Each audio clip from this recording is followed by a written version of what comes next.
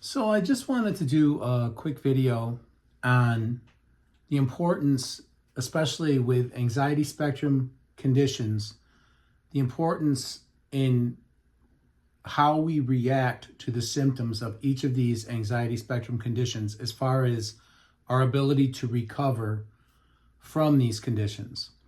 So it's such a key in all of these conditions to be able to label the symptoms that are happening as these conditions so that you can set them to the side and allow yourself to continue with your life.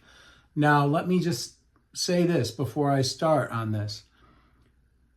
The first thing you need to do if you're experiencing any of the anxiety spectrum conditions is go and see a mental health professional and get treatment. It's going to make the way you react to these symptoms and the symptoms themselves get way less, or at least it should. And, again, how you react to these symptoms that you're going to experience is a major way that you're going to recover from these. It's so important. And I'll start off with depression. And anxiety and depression are frequently grouped together. The bottom line is, a lot of the time, if someone is experiencing anxiety, they're going to experience depression and vice versa. It's not always the case, but very frequently. For me, depression was like essentially, and I've said this in other videos, it's like emotional death. It's like I wasn't able to feel. I wasn't able to feel the way I normally do about things I enjoyed, about the people I cared about. Intellectually, I still knew how I felt about these people, but the actual ability to feel, whether it be something joyful, even something sad, was very limited. And also there would be bouts of crying, and there would be a fair amount of derealization and depersonalization. So as soon as you realize that you're not yourself, right? So, wow, how come I'm not feeling? First of all, like I said, get treatment. But secondly, don't overreact. It's not a mystery what's going on. If you aren't enjoying things you normally enjoy, if you don't feel a connection that you normally feel with the people in your life that you love, you are clinically depressed. You need to seek treatment for it.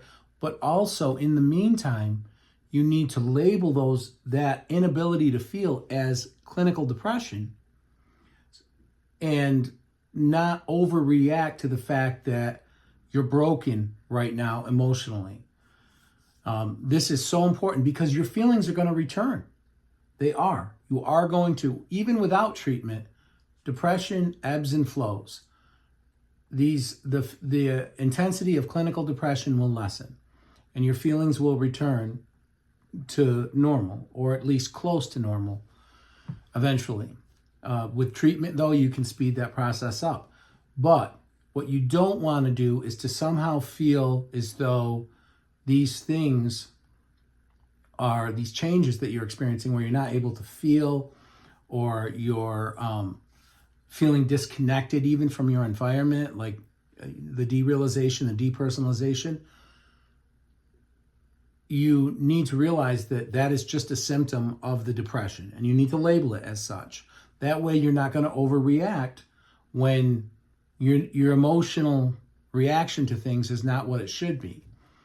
And with depression, until you start to come out of a clinical depression, and you may need pharmaceutical intervention, until you do, I really believe that you should do what you know is right to do, stick with routines that you know are good, and it's almost going to feel like you're faking it, but that's still the right thing to do, because the way that you're feeling is not legitimate. It is, you can argue it's either your brain chemistry or the way that these signals are being interpreted that is messed up. And you don't want to let misfiring electrical impulses ruin your life.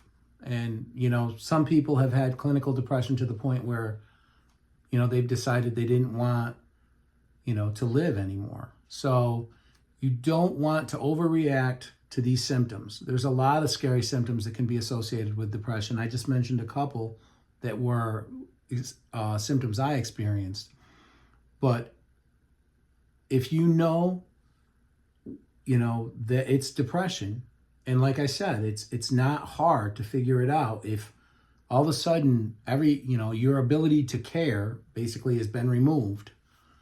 I have mentioned in other videos, it's like someone steals your soul, that is clinical depression. It needs treatment, but it also, how you react to it is very important. You don't want to think, oh, this is, somehow my identity's changed. Now I'm a bad person. I don't care about things. I don't care about anybody, because it's not true. The next one I'll talk about is intrusive thoughts. So, I battled intrusive thought OCD, and it is a absolute tormenting condition to have, because the worst thoughts you can imagine are playing on a loop in your mind.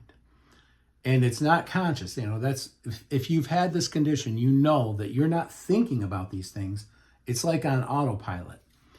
How you react to that is so important. Again, it's going to be the same thing.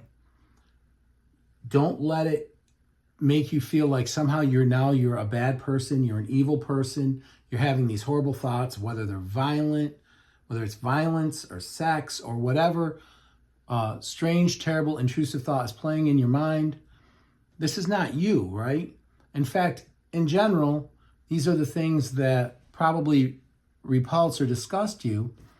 And the fact that it's having such a horrible effect on you is proof that that's not who you are, not who you want to be.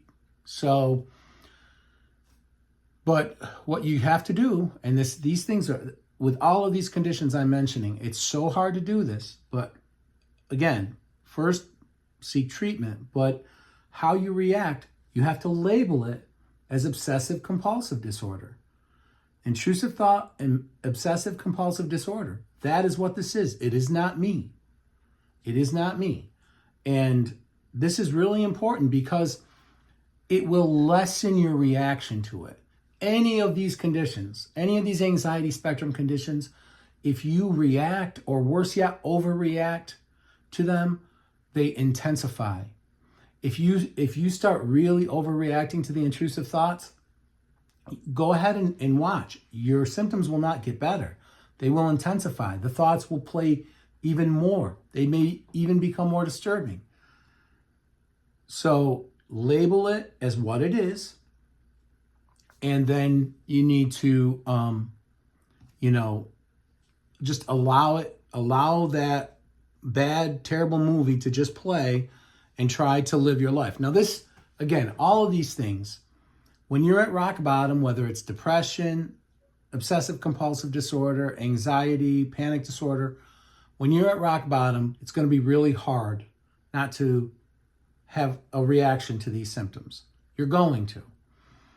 But as soon as you know what it is, it's so important to label it and to allow all of the symptoms I'm mentioning here to just happen and not to overreact to them or to catastrophize, like maybe I have a tumor and it's changing my personality, or whatever crazy thing our wonderfully creative minds can come up with. They will.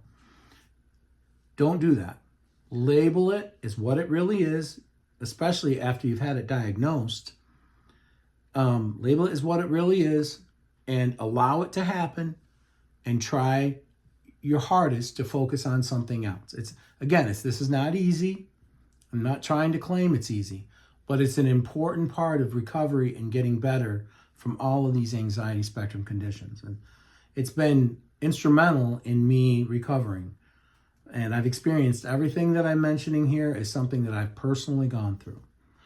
Now with panic attacks, boy, do I wish that, with my panic disorder and all of the panic attacks I had, boy, do I wish someone had told me early on, A, that it was a panic attack, and B, to just let it happen.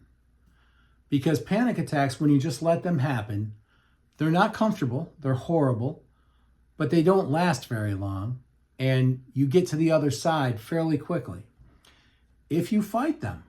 Because that's going to be the urge, right? It's fight or flight. All of these conditions, it's fight or flight. Panic disorder especially, that's an intense, short-term fight or flight response. So you're either going to feel like you want to fight or flee. Me, it was flee. And when you can't flee, you get that feeling of imminent death, like you are dying, like you are detaching, you are dying. That is what's happening. So these are not easy feelings to just let happen. But trust me, let yourself die. Let yourself fade away. All those terrible feelings that those adrenaline dumps and those neurotransmitters give you when you're having a panic attack, let them happen, because you're not going to die. That's not what's happening. Another trick with this that I think is really important to let you guys know. Now, some of you this won't work for because you do experience pain during panic attacks. But for those of you who don't experience pain, think about the fact if you start having a panic attack and you're dying, because that's how it feels. Not like you might die, like you are dying. Think what hurts. Ask yourself if anything hurts. If nothing hurts, that helps with that next intellectual step of saying and labeling it, this is a panic attack. I'm not dying. I feel like I'm dying, but it's a panic attack. I'm not in any pain. And that helped me. My wife actually helped me with that, and it was really good. It was one of the last really bad panic attacks I had. I was driving, and I got out of the car, I stopped the car, got out of the car. I said, I'm dying. And she asked me that question. She said, where does it hurt? And sure enough, I wasn't in pain.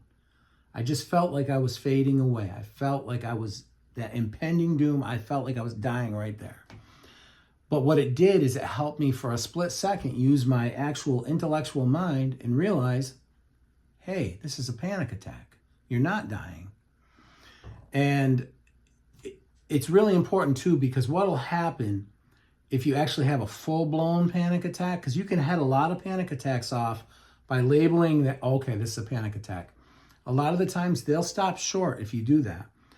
And you won't experience all of the after effects of a full-blown panic attack where you feel very detached from your surroundings. Could be for the rest of the day, could be for the rest of the week. When you have a massive adrenaline dump, you're not going to feel right for a while. So that's why it's so important. Label it as a panic attack. Label it as a panic attack. Let it happen. And again, all of these conditions, you want to go and get treatment. But even as you're getting better with, whether you're using pharmaceutical intervention or cognitive therapy, you're going to need to learn to do this. And it'll help you so much as far as not perpetuating these symptoms. Okay, and then finally, generalized anxiety. A lot of the time what I experienced with this was racing thoughts. And you don't realize how, efficient your mind can be until you've had racing thoughts that race so fast that you can't think about anything else.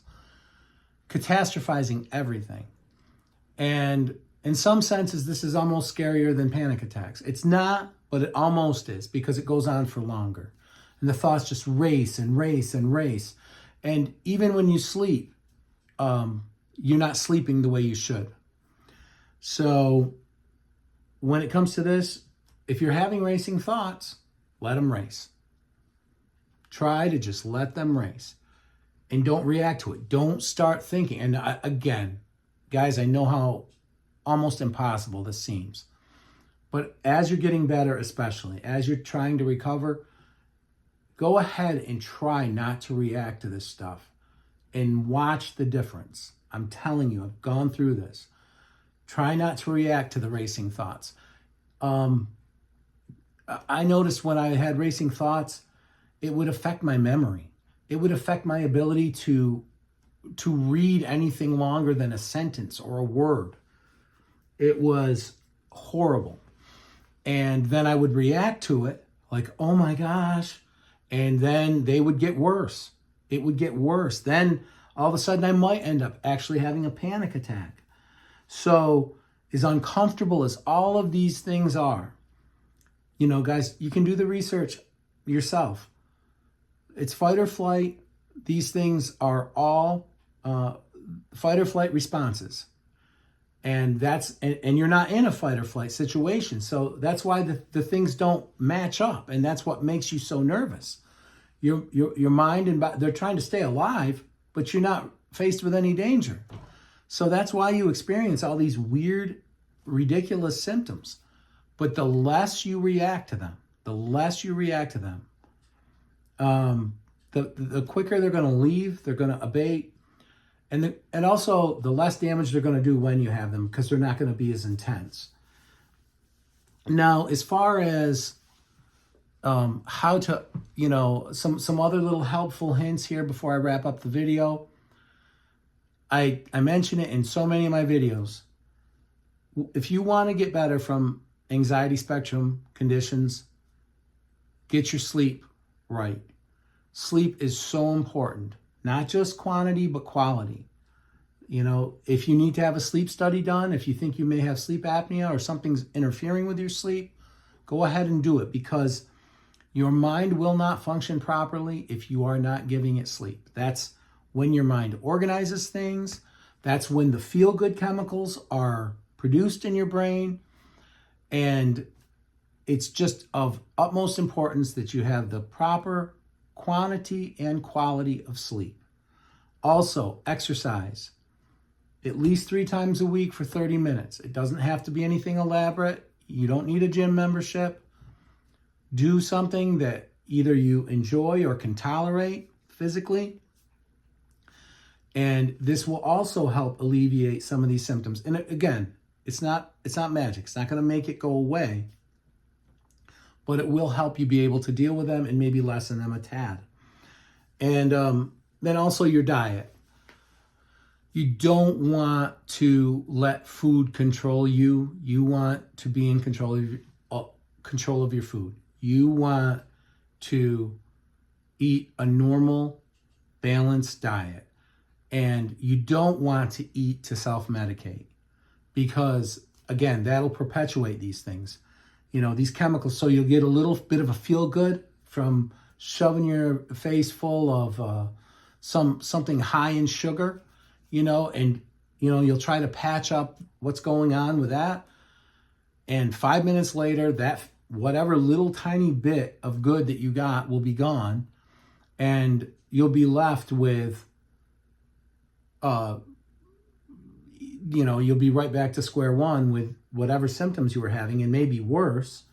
And you'll also be very unhealthy and be packing on the pounds.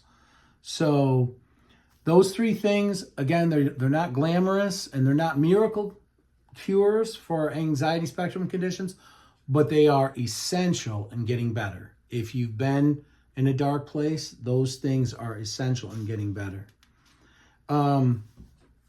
So another thing, one last little helpful hint is learn how to belly breathe. Whether you're having racing thoughts, derealization, depersonalization, intense panic, any of these things, if you're having them, getting your breathing under control, making sure you're not hyperventilating or holding your breath is essential in minimizing how far these symptoms go. Because many times I almost blacked out from panic attacks. And it was because I was holding my breath. For whatever reason, I don't know why, but that is something I started to do. And I did it without realizing it. But I would hold my breath, and it would, if you hold your breath, you can hold your breath till you just about black out. Other people, instead of holding their breath, they hyperventilate. They, short, shallow breaths. If you belly breathe, and again, the quick demonstration is slow in through your nose, count of anywhere from 3 to 5, and then exhale at about the same rate, and through your mouth. And you'll know if you're belly breathing if your belly goes up when you inhale. That's belly breathing. If it's your chest that's going up, that's not belly breathing, and it might even intensify the symptoms. Okay, so make sure you learn how to use your diaphragm to breathe. It's going to help in overcoming some of the symptoms for all of these anxiety spectrum conditions. So that's about all I wanted to say in this video. I just think that if I had known some of how important some of this was early on, obviously if I had also received proper treatment early on, but even if I had just known how to not overreact or react to a lot of these symptoms, boy, would it have helped me, especially with the panic attacks, but even with these other conditions. If you can label it, you label it as whatever it is, whether it's this is depression, this is intrusive thought OCD, this is panic disorder, this is generalized anxiety disorder. If you can do that, it will help you not to focus on the scariness and the uncomfortable feelings that these symptoms are giving you. And obviously, this, along with getting treatment from a mental health professional, that is how you're going to overcome this. So anyways, that's about all I want to say. Thank you guys so much for supporting the channel. I really appreciate it. And until my next video, take care.